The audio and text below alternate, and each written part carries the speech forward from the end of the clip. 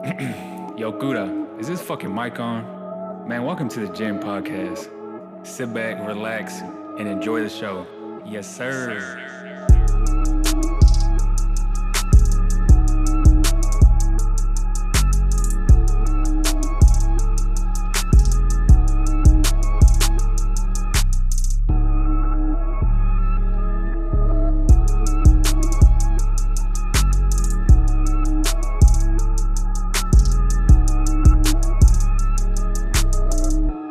Welcome to the GINN podcast. What up, guys? Welcome to another episode of the GINN podcast. This is your host, Gilbert Sanchez. If you're new here, as always, you can call me G. But on this podcast, this is a San Antonio, Texas-based podcast.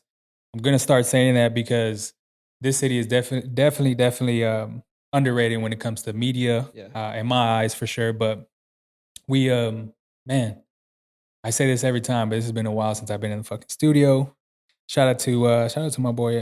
Shout out to my boy Hyman, man. He been killing it on the audio lately. Shout out to the boy. Shout out to the crew. If you're familiar with, or if you follow on Instagram, I'm about to drop some podcast merch in a couple weeks. Put up some pictures that I need to post. I haven't posted the actual the winners of the actual I guess shirts that people voted on. Very, very basic, but I mean, I just want to get people some merch because they've been supporting for a while, and it's been a grind. But yeah, San Antonio, Texas. This podcast is we're going around San Antonio and we're interviewing people that are doing big shit, people that have had some struggles, that are had some success, that are fucking killing it right now. But as far as for me, I've man, it's been a grind these past 2 weeks. Shit, man.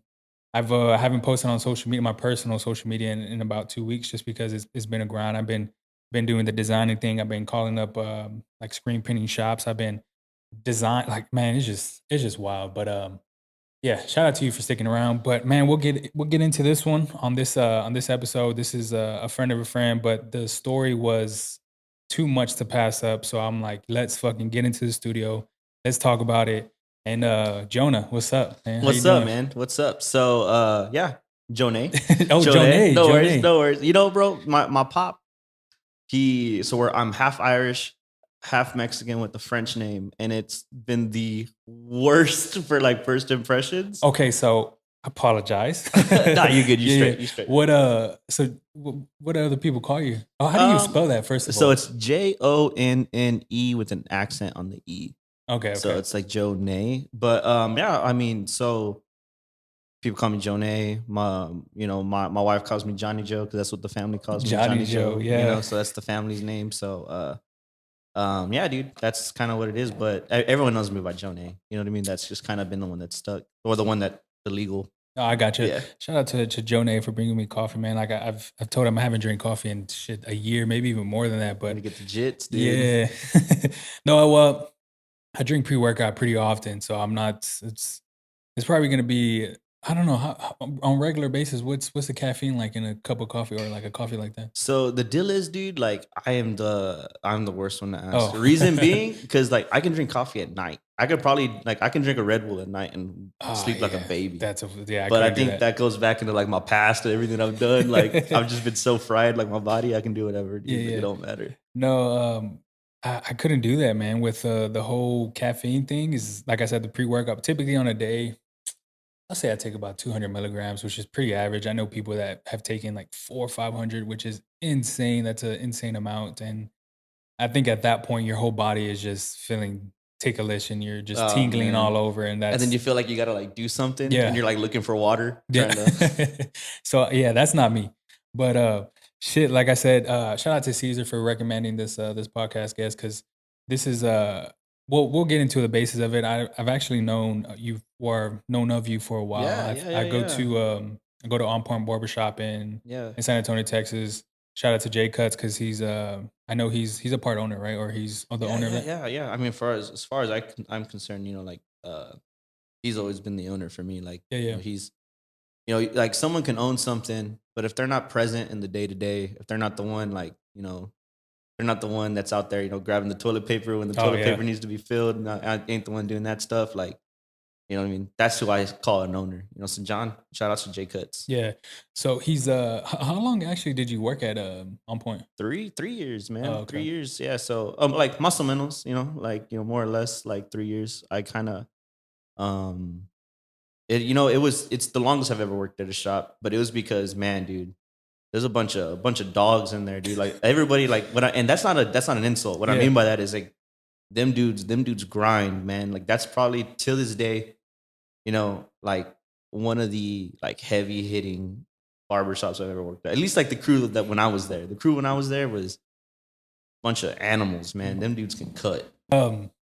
Yeah, man. So man. I was actually introduced to J Cuts for his name is Berto, but he lives in North Texas now. But he was going there, I think, like 3 or 4 years before me. I think this was like 2015. Introduced me to him, and then I've been going ever since. So Yeah. that's 6 years, man. I've been going to J Cuts, and yeah, I don't think I'm ever leaving. Nah, dude, He's cold, man. He's one of the best barbers I've. I've only had actually like 3 barbers in my whole lifetime. that's He's a good one track of them. record, So dude. That's a good track record, dude. yeah, so I mean, he's one of them. But so that's what he's doing now. So I Yeah. mean, that's what cutting hair is kind of your main basis. But I mean, like I said, Caesar had just requests, and I'm like, man, this is like I said, this is too good to pass up. So are you from San Antonio?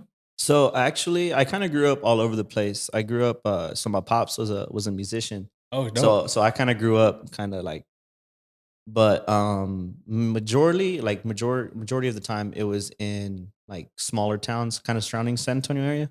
So like Pearsall, Natalia. That's kind of was like the last like long term spot that I lived in before moving to San Antonio. Mhm. So yeah, dude. So I would say San Antonio area. Regardless, wherever I lived at, like I still had to come to San Antonio for Yeah. everything. But even back then, dude, like we would only go to like I thought San Antonio was like South Park Mall. Like I Yeah. never knew all of this existed, Yeah, dude. yeah. It was not until like I got older. you No, know? I feel that because I didn't. Man, there's even people still that I know personally that don't know like highways and But- like just little stuff like that. But that's a San Antonio thing. Yeah. I've learned that. Like when you go, like I don't know what it is, and maybe that's like I see that in the South Side a lot. Mhm. Like people that grow on the South Side, they stay in the South Side. Like, you know, anything that's more than 10 minutes away, they're like, I don't really need to go that far. Yeah, Like I got everything where I'm at. I feel that. I grew up south side of San Antonio, but it was so different for me because I wanted to know what was out there for other than the south side. Oh, I feel you. I I was feel just you. so curious to figure out what 281 and 1604 looked like No, I feel you. until I got there, Yeah, and yeah, then yeah, yeah. I started going north to 281, and I was just like, it's a whole nother fucking world. Oh and yeah, dude, 100%. so many more businesses, so many more things are out in the north side, or even like south, even south of us, like towards Pleasanton and Yeah, yeah, yeah. Floresville and stuff. Like, there's so many more stuff, and I guess the area is just huge. But yeah, man, that's probably a south side thing. That's a South Side thing, bro. South side thing. But so going back to the musician part. What did your dad actually do? So And, my dad, yeah, my pops was so like I'm like a third generation musician. So my like music has always been in my family. They did more like right. So they'll do like my pops was really big in like the Tejano circuit in the conjunto circuit. But even that, like he grew up playing like in like rock bands prior to Mhm. that. It wasn't until that like he felt like he needed to honor his father because his father passed. In fact, his father passed on stage while my dad was drumming for him. So my pops watched his pops pass away on stage. Like, and it wasn't until like years later that like he was like, "Hey man, I want to honor this guy," and he started like playing Tejano and got big. Like, you know. Okay, we're gonna go back. So so your grandfather passed away on stage. Yeah, dude, right on What stage. had Man. he been having problems, or what was Nah, it? dude. That's like it's kind of scary, bro. It's kind of Yeah. like the hustler thing. Like all of these dudes like just be passing out of nowhere, dude. Yeah, Like, yeah. So yeah, so from what my pops told me was he was, you know, mid set, you Mhm. know, prior to it, you know, they were laughing, having a great time, like everything was fine. Like, you know, my so it's normal in the Spanish music, specifically like, you know, the conjunto and the Tejano stuff, like it's not it's hard to just kind of like stop doing your job and just do music the full time. I think like, you know, Selena was probably one of the only ones to ever really do it like that.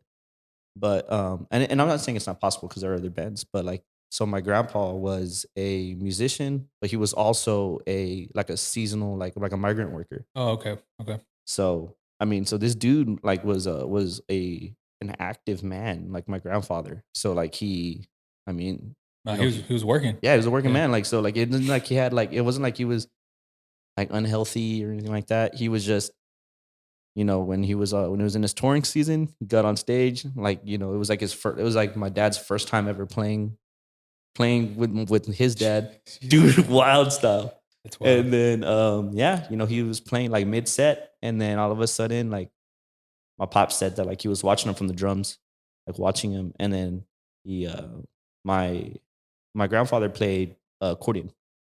He's playing accordion, and then all of a sudden like he looked like he got drunk all of a sudden, like kind of like he started slurring his words, Yeah. kind of got real dizzy, and then just fell back. Boom. God, And then he said like he knew like instantly because when he fell back, he said like he like lay with his head back and his eyes were like looking like yeah. at my pop. And then it was a whole family band. So then his tío took his like jacket off, threw his head or threw the jacket over, my grandfather's head. And then the other tío came around, grabbed my pops, ran him off stage, ended the song. It turned out it was just like a random brain aneurysm. God, man, that's what a fucking wild style. Yeah, Dude. that's pretty wild, man. Shit like that always trips me out because you never, and I've said this before, you just never know when it can end.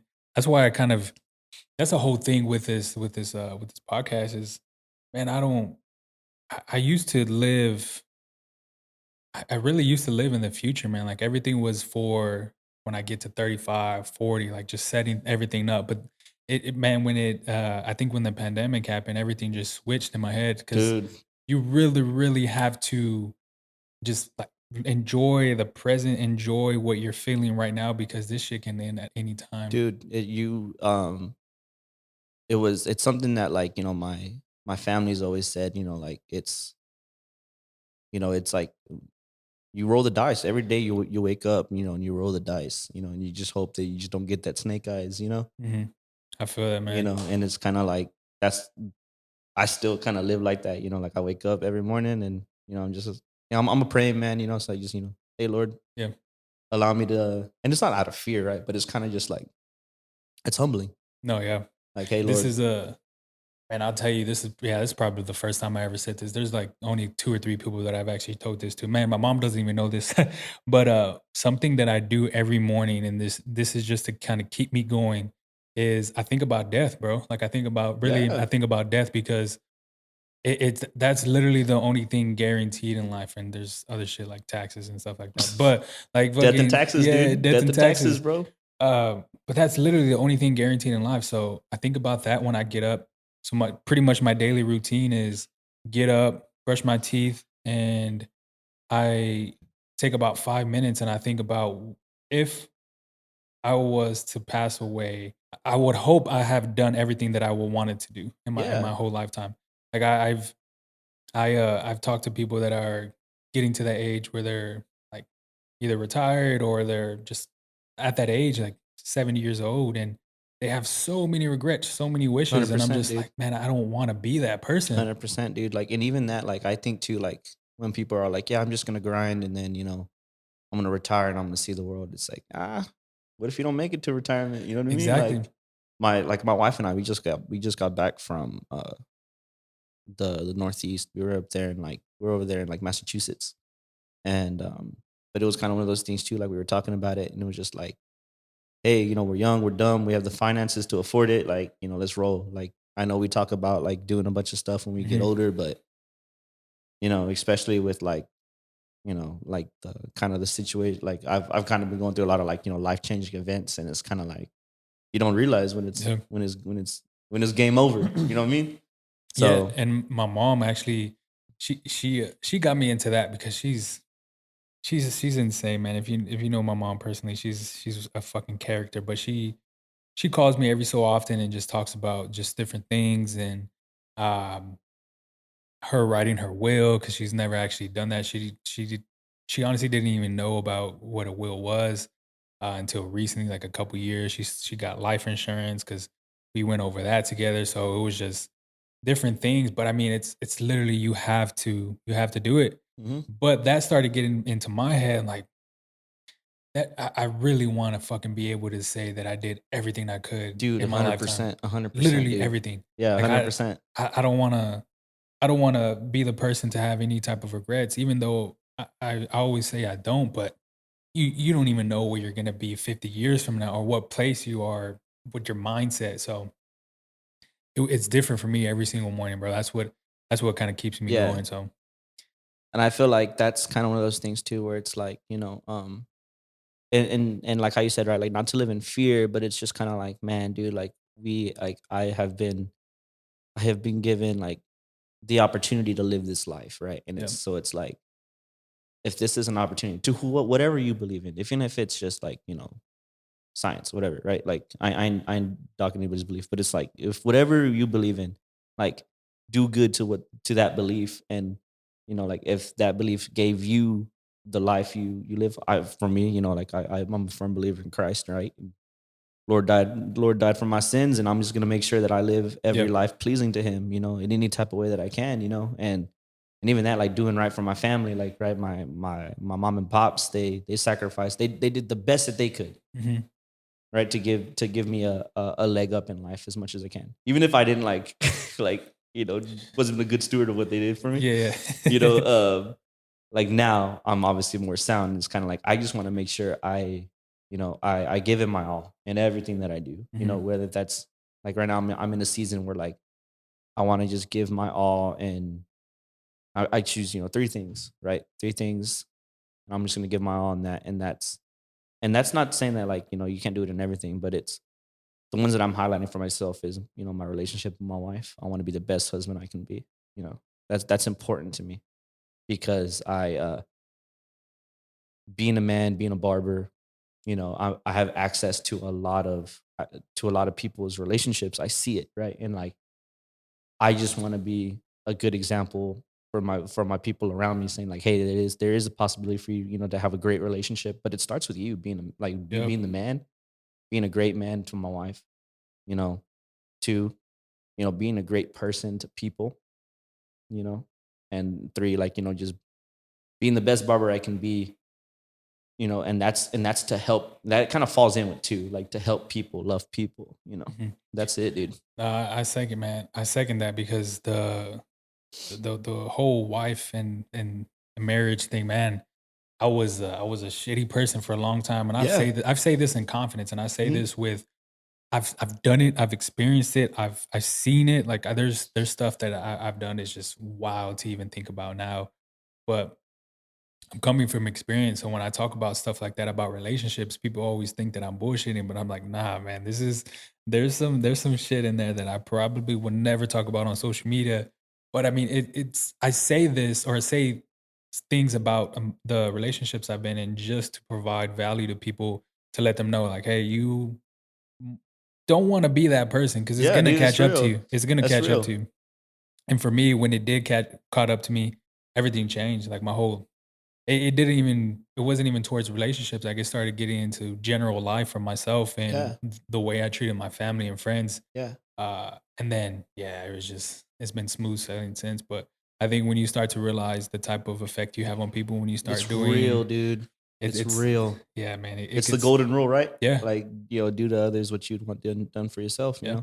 And I said this on a previous podcast, or I don't even think it was my podcast. It was probably somebody else's, but uh, it doesn't even come like let's just say I was fucking up in relationships. It doesn't even like I'm a firm believer in karma, Mhm. but it wouldn't even come into not, when I think back to it, it wouldn't even come into relationship form. It would come into general life. So like let's just say I fucked up in a relationship the next couple of days or the next day I would have a flat tire or like my engine light will Yeah, come yeah, on yeah. or like something would pop up where it's just like Mhm. fuck, like what if I did this change or what if I didn't make this choice, would this had happened? So Yeah, dude. it's always a what if, but I mean like I said, I've firm believer in karma. So I mean people do fucking good, be nice to people. It's real. It's real. Love people, Yeah. Love people. I want to transition into a huge part and probably the most interesting thing about you because this is the first time I've ever had somebody on here that has gone from this to so in my eyes is very successful, whether if you kind of Yeah. believe that or not. But used to be addicted to drugs. Oh, Correct. heavy. Yeah, Yeah. heavy. And that was kind of the interesting part when Caesar told me. It was just like, what? Like, I would want to know. I'm very, very curious because from the south side of San Antonio, I grew up around drugs. I've Yeah. seen I've seen a lot. And to really understand what it takes to be addicted, to stay in that life, to get out, it's so interesting to me. So that's why I Yeah. kind of just wanted to dig Yeah, deep. dude, let's But do it. what's I mean, if you feel comfortable talking about Yeah. it, what drugs did you actually do? Dude, I've literally, you know, as of so I got clean like 6 years ago. So January 5th will be my 7th year, like clean from drugs. And I'm about, my wife and I were talking about it. Like we don't have an exact date, but like I'm hopefully going on a year completely sober. What I mean by that is like, no alcohol, no nothing, like Mhm. zero anything. And But yeah, so I was addicted to, I think my biggest ones was like prescription pills and which is the devil, dude. And heroin. I was Mhm. black tar heroin. I was a huge heroin addict. Besides that, I've done pretty much everything. Besides weed, I've never smoked weed. Really? I've never smoked weed. So when people say like Interesting. it's weed's a gateway drug, I was like, Yeah. like No. there's other Yeah, ways to yeah. climb that fence, man. Like Hilarious, hilarious. but No. yeah, I never did weed. For me, I just don't like the smell. Be that as well. Some Yeah. people like it. Some people want it as a cologne. And I just can't stand that Yeah. smell. But I feel that. yeah. So I was addicted to heroin. I think I was fully addicted when I was about like 15. Jeez. Yeah, 15 was like when I was like, okay, yeah, like I can't go a day without doing heroin.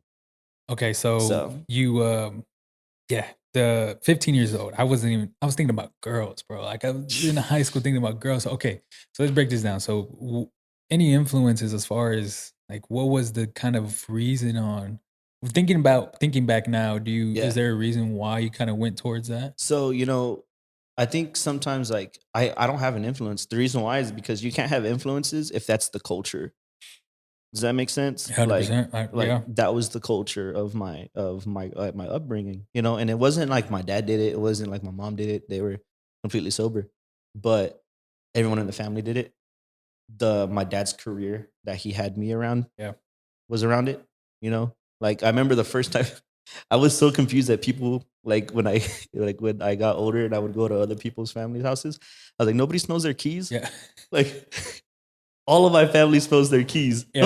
Like, Yeah. and I didn't Yeah. realize No, like that was like a drug thing. I get it, And, bro. and it wasn't until I was hitting my keys that Yeah. what it was about, but yeah, like it was just a cultural thing. Like everyone did drugs in my life. And it was I think I was about 12, 13 when I did my first line, of coke. Mhm. And then it went into that same year. That's when I found heroin, and then I was hitting lines of heroin, just in like a powder substance, and then eventually I just went up to just shooting, and I was shooting for like 6 years. So like I got sober when I was 21. So when people were like finally able to start getting ripped, I was like trying to like not do anything Yeah. no more.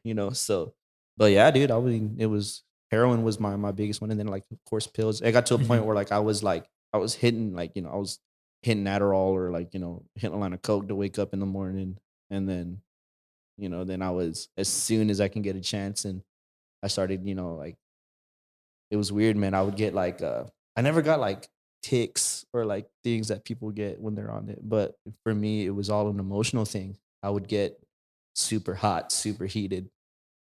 And that's the withdrawal that not a lot of people talk about. It's the anger that comes from it. Mhm. You can see like everyone sees the withdrawals, the shakes, the sweating, the constantly throwing up, but no one talks about the anxiety that comes from it, the the anger of like not enjoying life without drugs. And it wasn't until when I'd have those moments, yeah, I would just go into like Yeah. wherever I can, any kind of alone, like any type of cross space, wherever I can find, and just blast my foot with something. Did you know you were like? Did you know? When did you realize it was bad? When I was the only one left. When literally, like, me and all the dudes I would kick it with died. Like, all the dudes I kicked it with died. Like, and it was kind of like, oh shoot, like maybe maybe I shouldn't be doing this, But yeah, that's what it was, dude. It was but even that, like, I think that's when I got aware. But it wasn't until my pops, man. My pops had so I ended up having to do time for I had to go sit down for a little bit for 2 years for a battery charge. And in that time, my pops, I found out my pops had cancer, and it was inoperable. It was kind of like one of those things, like fluke moment, kind of what I'm talking about, like those hustlers do kind of things. Yeah, happens until it don't, and it wasn't until then that, like, found out he had cancer. And I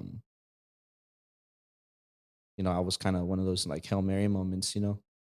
So I was supposed to do a 5-year piece, and I ended up only getting sentenced to like 2 years and like 7 months. And 2 of those years were like in an alternative correction, and it was in a Bible school, dude. Like, like something super, like, when I look back, like, I've had my whole, like I've had favor on my life. Like, it was one of those things where it was like, I tried so hard to, like, to not be a good person, right? And it was kind of like good things, like, not like good things happen to bad people, right? But it was kind of like the unfailing, like, grace that like kept on happening in my life.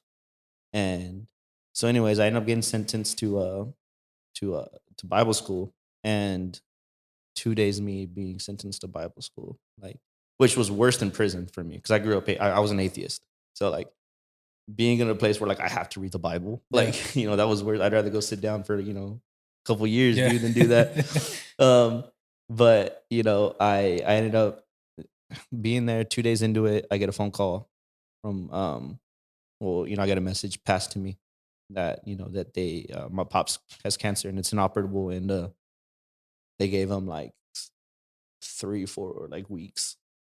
Yeah. And it was kind of like I got on my knees and I said, "Hey God, like, if you're real, it'd be really cool if you heal my pop, and if you do, I will never doubt you. Never doubt you. I will get clean. I will whatever. I will be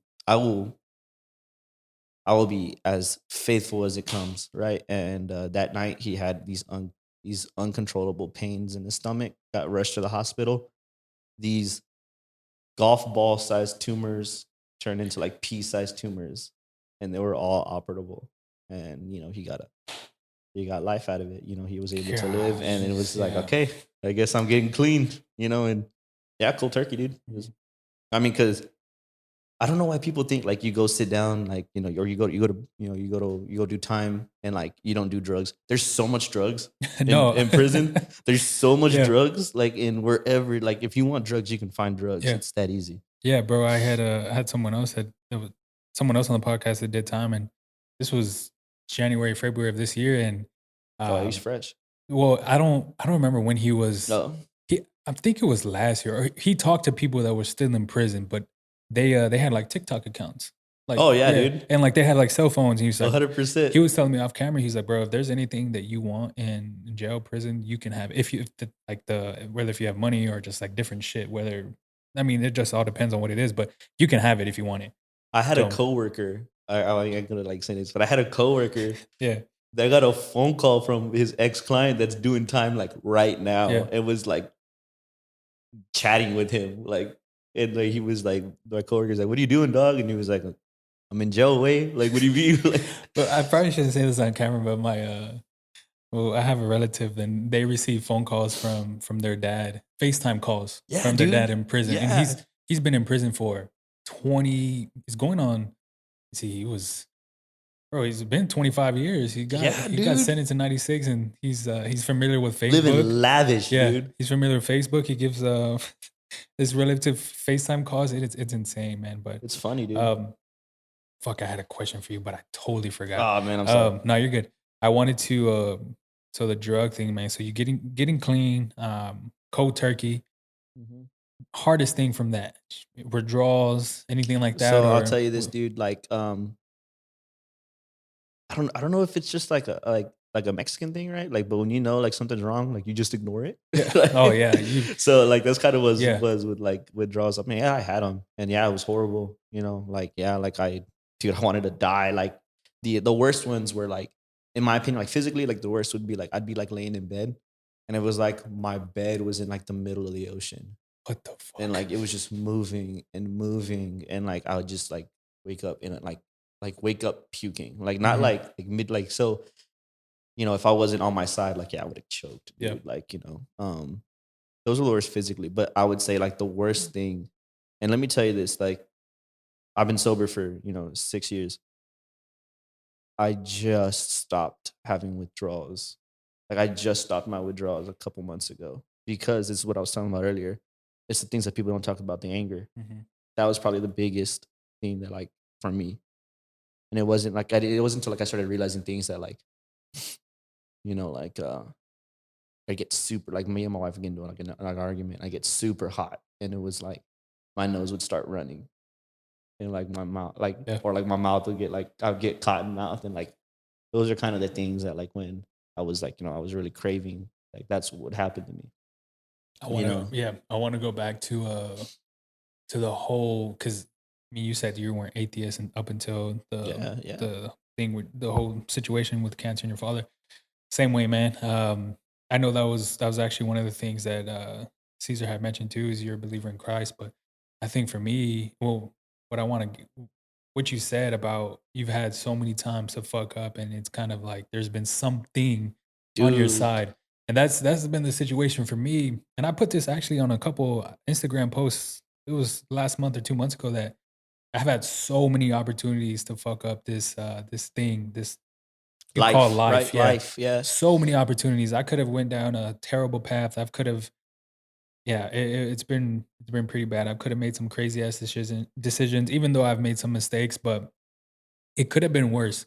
And this is one of the things where I'm like, fuck, what is there? So I don't really believe in God or Jesus or Christ or anything. Yeah. But I know there is a higher power. Just don't know what it is. Because there's somebody out there looking for me that likes me, that is doing something. It's kind of one of those things where it's like, there's no way you can deny some stronger force because of the immense amount of like get out of jail free cards like you get, right? Yeah, that's what kind of leads me to the higher power things. There's so many chances of just saying, "Fuck it, I'm just gonna go down this route." But I'm here, man. That's 100%, 100%. So like, and that's what I was gonna get at too. With like you know, I have in my youth, man, I've been to pretty much every juvenile detention center in, you know, in South Texas. I've been in, you know, TYC, YSC.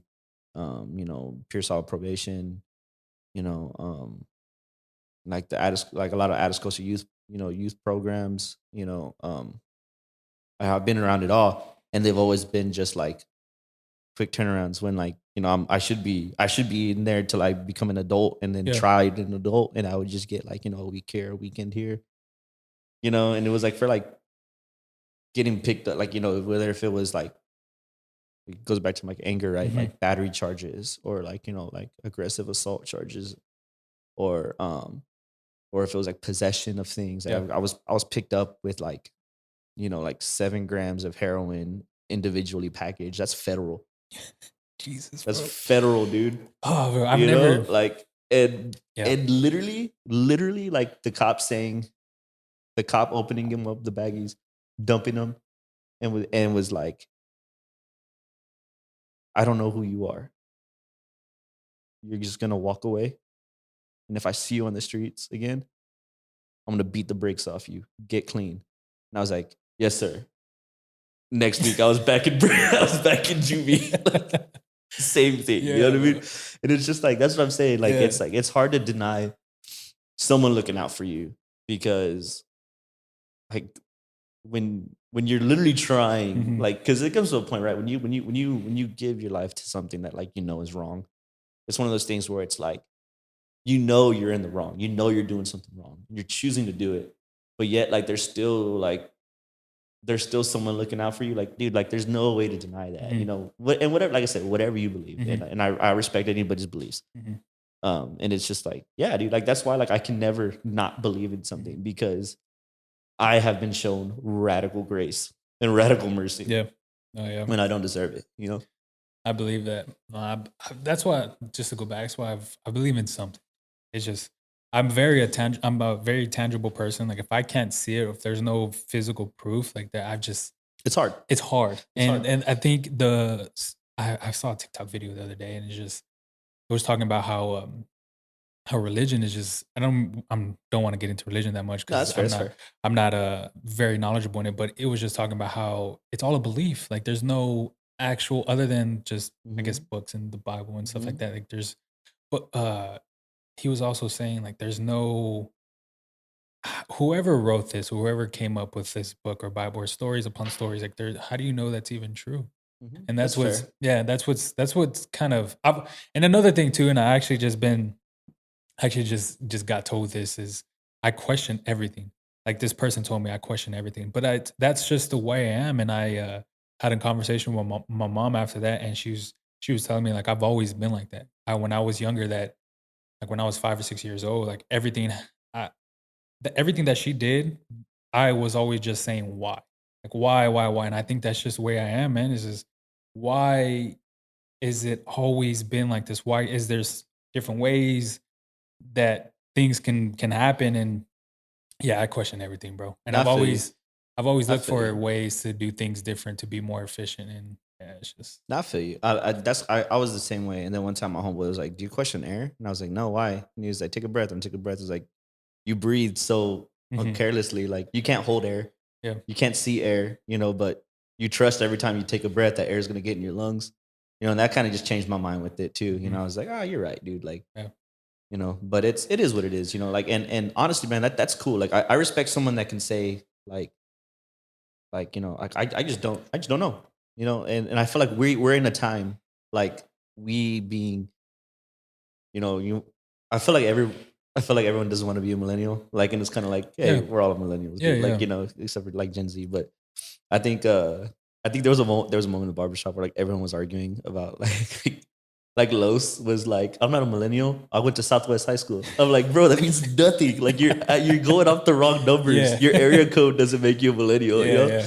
But Fucking lows, bro. you know, but I think that's just us being millennials. Like, we're so used to like the tangible. Yeah. We're so used to the, like, everything has to make sense for me to understand it and for me to like be down with it. Mhm. And that's cool. Like, cause I mean, it's I feel like we need that in our life to write things and to clarify things and to answer things. And if that's just how you are, like, that's how Yeah. you are. I'm like that too. I'm like that in this is how bad I am. Like, I've always been the kind of person I have to figure it out for myself. You can tell me all day the stove's hot. I still got to touch the pan No. and get burned Same way. to understand, like, okay, the stove is hot and it hurts. Mhm. And then I'm still gonna get beat for touching it. You know what I Yep. mean? Like, but There was bro, I used to be worse than what I am now. Like as far as like feet thinking and asking why. Like I was Mhm. always, if it didn't have proof, it was whatever had proof was right. Like if like I never 100%. questioned it. But then shit, when I was like 15, 16, man, my oldest sister, and she's still like this. Like she'll call me up every single day because she's a firm believer in aliens and the aliens are here. And not to say that she's wrong or they're not here, but she gave me a book and it's called The Secret. And I've read that. I've read the Teen Secret, and it's just basically about positivity and law of attraction Yeah, that's fair. and just positive thinking. So that kind of took me out of the space of. So I read that when I was a teenager, but I didn't actually start believing in it or using it until man like 2 or 3 years ago. But I don't think if I didn't have that, I wouldn't have pursued anything else after that or That's fair. like in my early 20s because like I said, a couple years ago, that's when I started actually diving into books and figuring out like Napoleon Hill, Think and Grow Rich, or Deepak Chopra, like just different books from different people that have preached that, and I'm like, that's why I'm really questioning why and just how the mind works and mindset, and just Yeah, dude. like I'll go down Well, a rabbit hole of YouTube videos about this. well, I don't think we realize like like how strong our yeah, like the way like our mind is wired, our Yeah. brain is wired, dude. Like it's scary, dude. Like people that like they can make themselves sick by thinking they're Oh, sick. yeah. Like, and it's like if you can bring that much negativity by thoughts, and then it has to be a positive. Like there has to be a positivity. You have to be able to say, like, okay, like it's funny. I'm like my what I live by now, right? And I tell people all the time, like how we talk about, right? Like you wake up every morning and you're kind of like, okay, life, right? I tell myself every single time that I wake up, like choose joy, choose joy. That's like my mission statement in Mhm. life, choosing joy, right? Like no matter what happens, like choose joy. And like I realized just by saying that, my life, like I'm such a more happier person, Mhm. like and it's something that's something that my father taught me. My father really taught me, like he never like taught me anything like technically, like, but it I was one know. of those like he always showed me things in his character and how he moved. you know he was the worst at giving advice. He was the No, worst yeah. at like he worked at a bank. I didn't have a bank until, or I didn't have a bank account until like I was like 22, 23. Like it wasn't until I Yeah. started dating my wife and I was like, hey, like I want to impress her and I want to take her out on a date, but I got to stop looking like a drug dealer Yeah. with like a wad full of cash, like with a rubber band, Yeah, yeah. like. But anyways, like that's the one thing he taught me was like choosing joy, and like I don't. That's the one thing I always talk to people when if I only have 2 minutes with somebody, and if I could talk about anything in my life, anything in my life, I'm gonna talk about choosing joy Yeah. and like like the power of like having, and it's not like positive mental attitude, but like because I do believe that's real and everything, but like when you look at something, like I remember one time, one of the most tragic things that ever happened. Our vehicle stopped on the road and caught on fire, and it was like Jesus. me and my younger brother Yeah. and my dad and my pops watched it like start to catch on fire. Only vehicle we had. We lived in Devine, right? Devine, Texas. He would drive to work off of like I-10 in Vance Jackson. So that's almost like an hour drive. Jesus, yeah, that is, yeah. And he has work, and he was working day to day. And he like looked at us, and he was like, "Who wants ice cream?" And like we just walked to go get ice cream, and then we were like, "What are we gonna do like about the car, Dad?" And he just said, "What are we gonna do when we get this ice cream, man? Like, what are we about to do about this ice cream?" Like, he was just so like just choosing joy in that moment. And I watched everything got like handled and situated in the best way because like he just kept just a straight set like solid mind. Mhm. He chose joy through it, and like regardless whatever happened, like he just had his sons, Yeah. he had his wife. He knew he was gonna be good.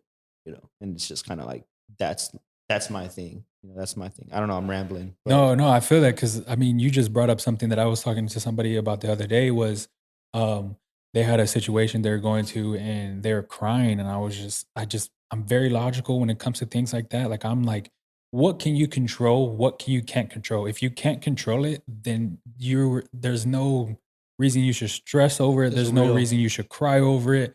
Because if you're crying, I think me personally, my thought process is you're doing a disservice to yourself because 100%.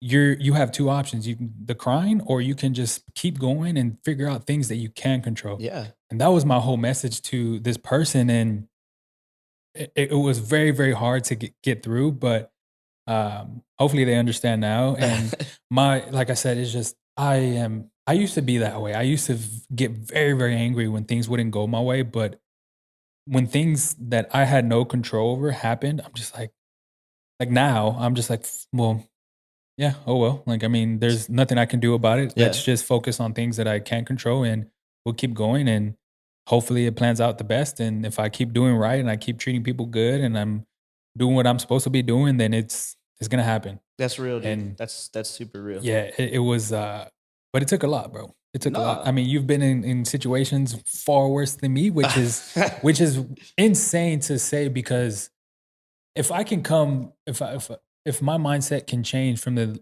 things that have happened to me, that's why I was so intrigued about you. Is like there has to be something going on in your head that is so powerful that can just overcome what you've overcome, and that's why um, I always like to just have people on, real people, like Yeah. just come into like everyday people just coming into the actual podcast just to figure out like Yeah. if you can do 100%. it, if you've had these problems, if you have been through the worst situations and you can be where you're at today, yeah, let's put out some value to people. No, for sure. And it's, it's funny because it's like, I tell people all the time, like, if you can, right?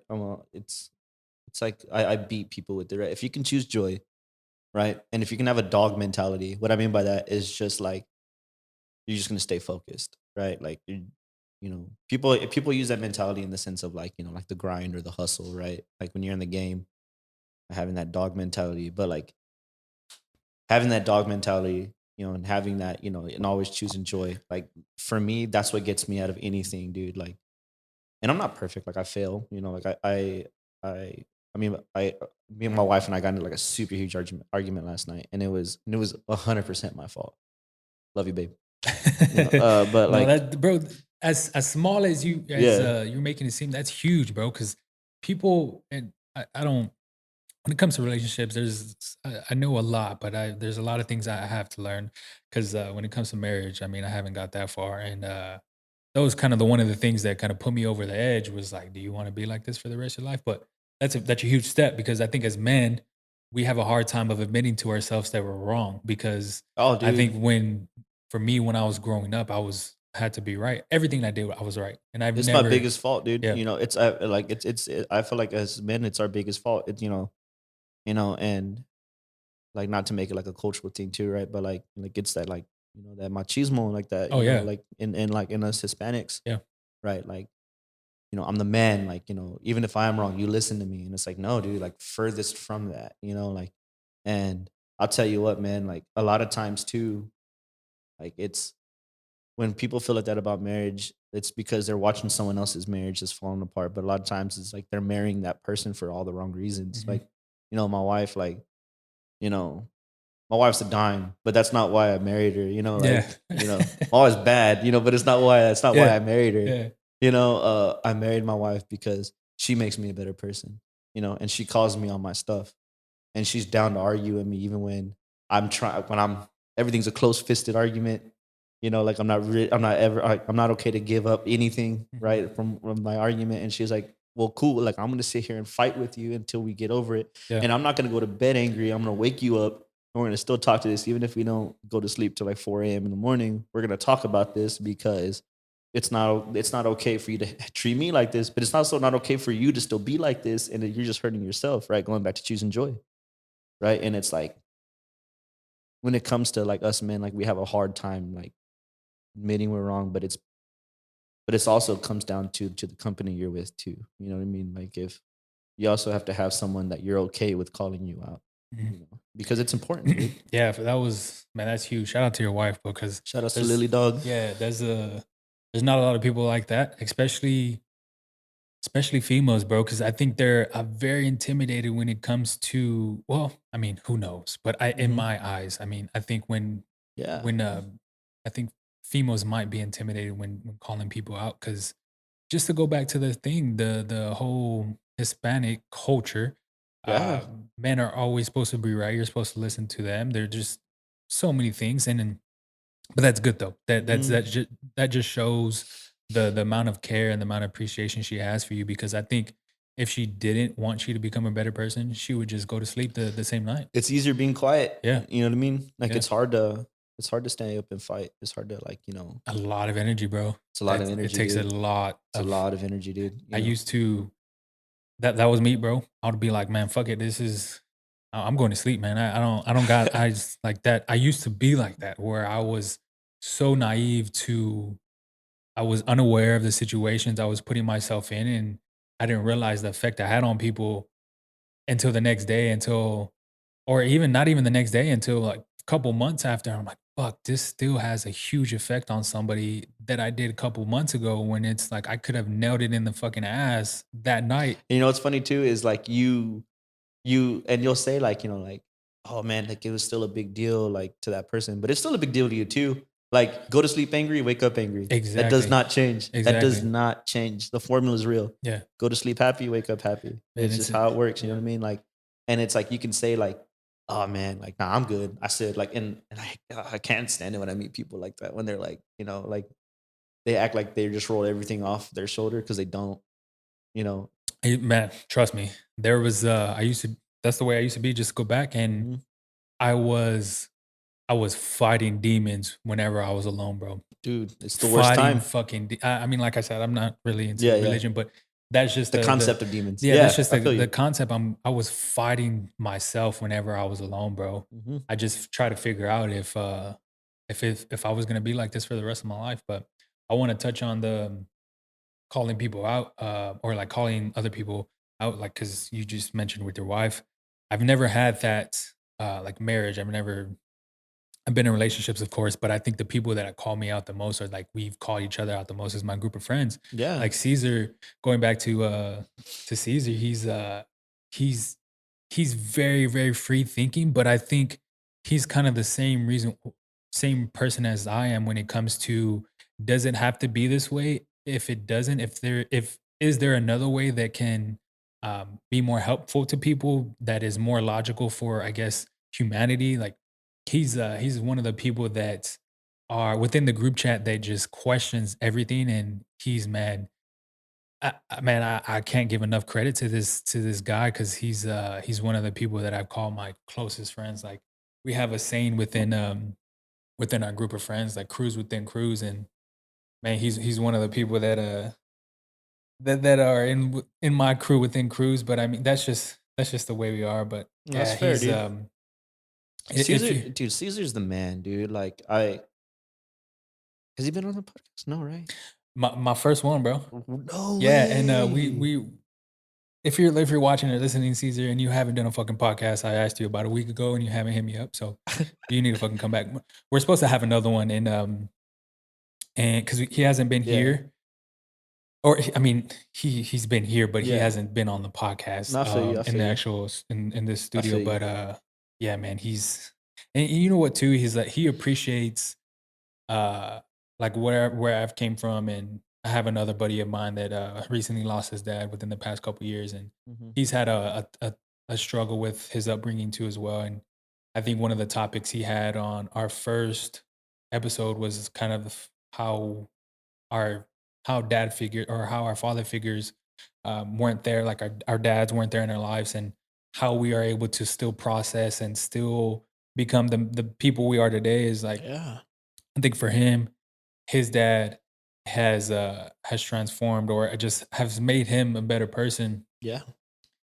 and that was his big thing. But what I want to get into next is kind of piggybacking off of that, is that your father recently passed away, and Yeah. I Yeah. know he was huge in your life. I know the things you talked about previously or just earlier in the podcast was I can just feel the energy he gave off Yeah. whenever he wasn't the best advice giver, but Yeah. it's one of those things where I think he just said the right words for you to figure out yourself. Yeah. And it And you was know, man, and like I said, like he never had words, but you know, he always had a smile. yeah. And that smile was contagious. You know, he had a joy, and that joy was contagious, dude. Like, you know, this is also like the first death I'm going through sober. And I didn't make sense why I've always done Yeah. deaths, you know, like Yeah. under an influence of something. But yeah, no, he passed away due to complications of COVID, you know.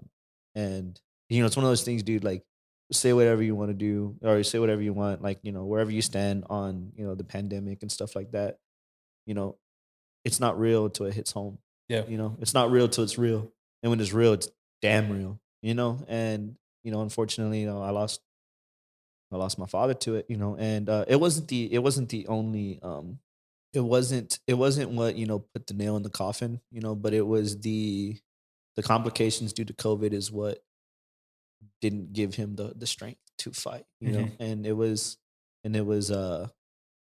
was one of those things where it was kind of like it it happened so fast, and he passed away.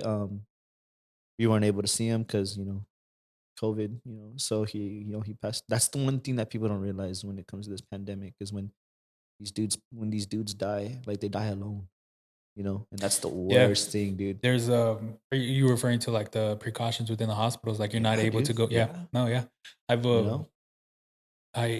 just in general, this whole we're living in weird times, and I've said this Super before weird. Super because weird. I think at first no one knew what was going on, and I think even now there's just so many questions. Like there's just so many things we can go into. The government, Oh, people within the pharmaceutical industry, like just CDC. Yeah, CDC the, is always changing, yeah, it's so many questions, and I think no one really knows. In my eyes, like there might be an answer, or there's who knows. That's Who why knows? that's why Yeah. Yeah, I'm yeah, always yeah. questioning For everything sure. For because sure. you never know. But uh yeah, I've known of people passing away to for your father, Yeah, and like I man. said before, man, my condolences, bro, because I've talked about it before, and this is why I think about death every single morning is because my best friend, man, my mother, w- I will tell her everything, like stuff that I don't even tell my friends within my group chat. I will tell her things Yeah. that will go down in history as some of the craziest shit. And she's always the person to just lift me up and let me know, like, Yeah. hey, if there's things in life that I can go through that I've been through that is nowhere near what you're going through right now, then you can get through it. Trust me. Like I know you're having a hard time. It's gonna be all right.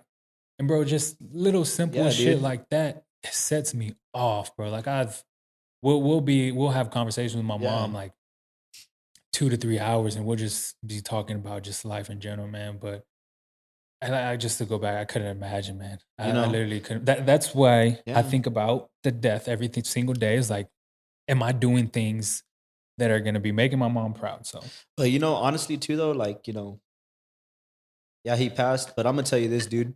I have never been I have never been more like at peace in my life, And I'll say this, yeah, my pops passed. Yeah, I was sad. But dude, like that dude lived a life, man. And like 100% sure he was cool with dying. He was cool with it. He he got to tour the world, you know. yeah, He yeah. he got to watch both he got to marry the love of his life, you know. And like super superficial before, dude, my mom is like 14 years younger than my dad. Oh shit. My dad was out there doing his thing, like like he married the love of his life, How old? Dude, Damn, I don't. my mom is 47, like So so my pops, yeah, he was like in his 60, so he 61? he died the day before his birthday. Oh He would have been man, what? 61. But yeah, anyways, right, to say that, like, he married the love of his life, fought through adversity in both sides of the family to marry him because, There's he's from Coahuila, he's from the motherland, like he's with like strong traditional values and like mindsets, and like him marrying a white person was like the worst thing ever, like in his family. no, yeah, there's And it's still to this day. it's pathetic, but it's sad, but it's one of those things too, like, they he married the love of his life, had two boys, carry on the name, and got to watch both of his boys walk, like get married at the aisle, like get married at the altar. That was his big old things. He wanted to see us both get married, Yeah. and the you know the year that he got, or the year that he passed, like him and my mom, like they were finally able to like have a house alone. They were never really alone because they had us real young. Yeah. They we lived there till we were 18, but then after that, like they had other people living with them. They finally moved out. So like the year they finally had to themselves, like they finally had their alone time. Like he died a happy person, dude. Like, and my parents, they always said, you can lock us in a room alone, and as long as you pass us food underneath the door, like we're okay. We're okay. That's real, bro. That's cool, dude. Yeah. Like that's freaking cool. Yeah. Like I honestly say they were married for 20 something years. they were on their honeymoon, all 20-something years, you know? Yeah. And it's like, it kind of like messed us up, the boys, you know, because they kind of like left us, you know, I feel for each other. But they got their life situated, and they you know, they figured out where they needed to, you know, right the wrongs. And you know, he was a great pops, man. You know, when he turned his life around, and he kind of, you know, started like, you know, becoming a father, like being like, understand like he's a father, he needs to be a father. Like, man, he came. It's kind of like what you're saying with Caesar, like Caesar's pop, like, you know, he full 180. Yeah. And he, you know, he went to rest being a damn good daddy, you know. And for a man to call it other, like, you know, it's weird, but like that, like that's what he was. No, yeah. I say this all the time, man, because I used to resent my father for the longest time, but my father for not being a father, and there's no reason why I shouldn't, because if I'm the man today, if I'm the person I am today, I know he still played a role. Yeah, he still played a role.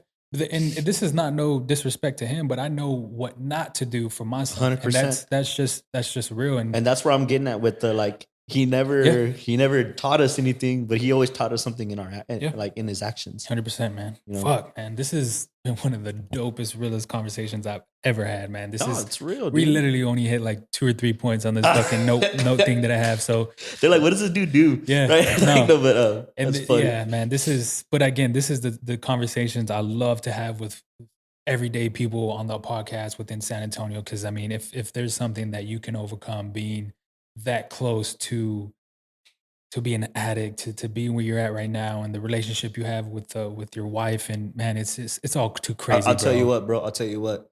People always say like, "Man, I'm from the gutter," right? Or man, like I've been. What are the famous like other sayings like, right? Like tried by fire. I've been tried by fire. Okay, cool. Well, try being from the gutter and tried by fire, and see what you kind of be made out of. And you know, like that's where I'm just so grateful, because I know what it is. I know what it is to, you know, to come from the slums. Yeah.